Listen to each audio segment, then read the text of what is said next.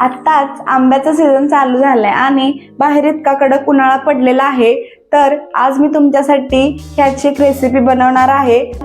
उन्हाळा सुरू झाला की आपल्याला वेध लागतो ते म्हणजे थंडगार आणि चटपटीत कैरीच्या पाण्याचं।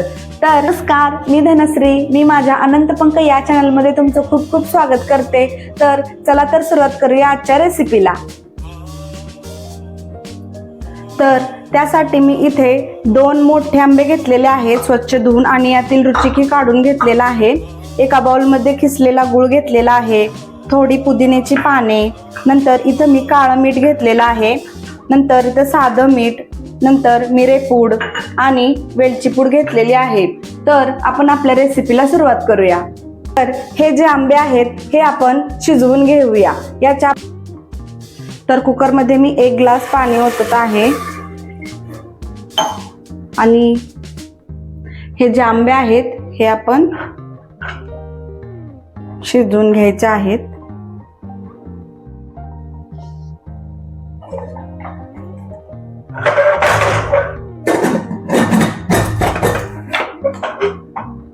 आणि याच्या आपण 4 शिट्ट्या करून घेऊया।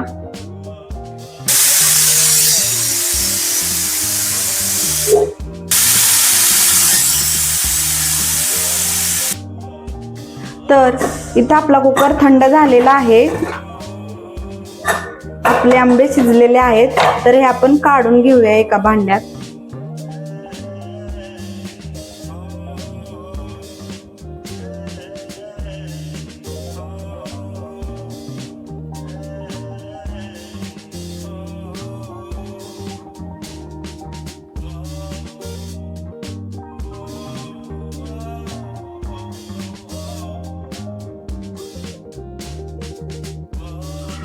तर हे आंबे खूप गरम आहेत, हे थोडं थंड झाल्यावर आपण यातील गर काढून घेऊया।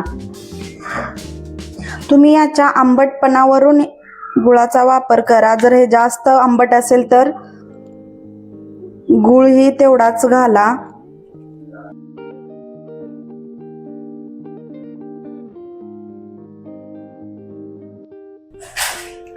तर इथे एवढं बाउल एवढा आंब्याचा गर निघालेला आहे। तर आपण हाच बाउल एवढा किसलेला गूळ घालणार आहोत। तर आपण हे दोन्ही मिक्सरमध्ये बारीक करूया। तर पहिल्यांदा आपण हा जो आंब्याचा गर आहे हा बारीक करूया।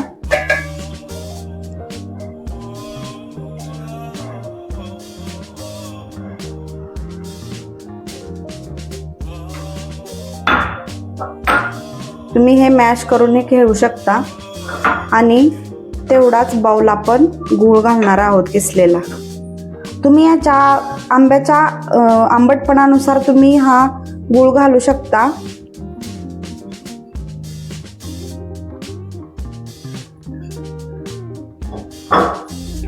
तर हा गूळ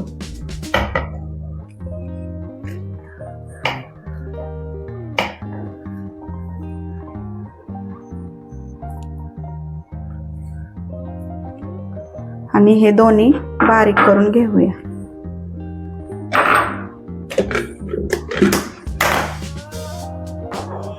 तर इथं आपलं हे मिश्रण बारीक झालेलं आहे। तर यामध्ये आपण टाकणार आहोत अर्धा चम्मच मिरेपूड, 1 चमचा वेलची पूड, नंतर थोडंसं काळं मीठ आणि थोडंसं साधं मीठ आणि हे आपण नुसतं फिरवून घेऊया। तर इथं आपलं कैरीचं पन्ह तयार झालेलं आहे। तर हे जे आहे हे आपण एका गाळणीने गाळून घेऊया, जेणेकरून वरचं जे जाडसर आहे ते वर राहील आणि खाली एकदम असं मऊ असं पन्ह पडेल। तर आपण या गाळणीने गाळून घेऊया थोडं थोडं करून।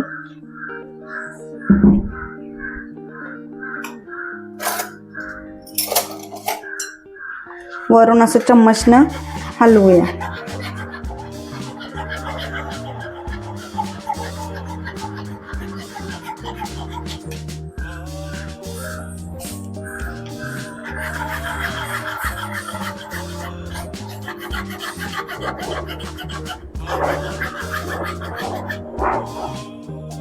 तर इथं आपलं पन्ह तयार झालेलं आहे. तर आपण हे ग्लासमध्ये सर्व करूया.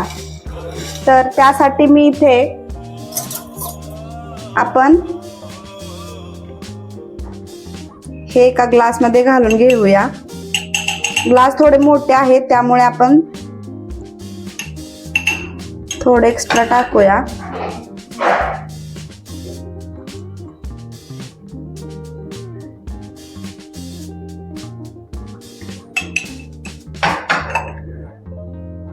तर आपण यामध्ये पाणी घालून घेऊया.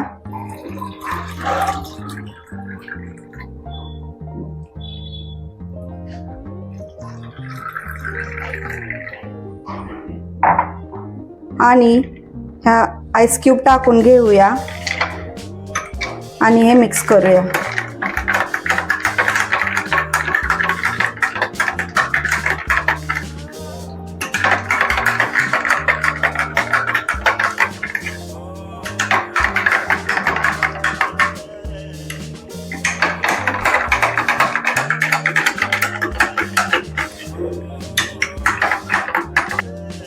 आणि वरून याचा आपण पुदिना टाकूया.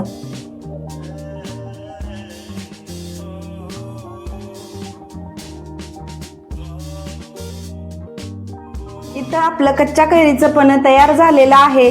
तुम्ही जे हे पन्ह आहे ते काचेच्या बरणीमध्ये महिनाभर तुम्ही साठवून ठेवू शकता. तर उन्हाच्या तडाख्यात हे पिण्यासाठी उपयुक्त पेय आहे. तुम्हाला आजचा व्हिडिओ कसा वाटला हे कमेंटमध्ये मला नक्की सांगा. तुम्ही ही रेसिपी नक्की घरी ट्राय करा. व्हिडिओ आवडला तर नक्की लाईक, शेअर, कमेंट करा. धन्यवाद.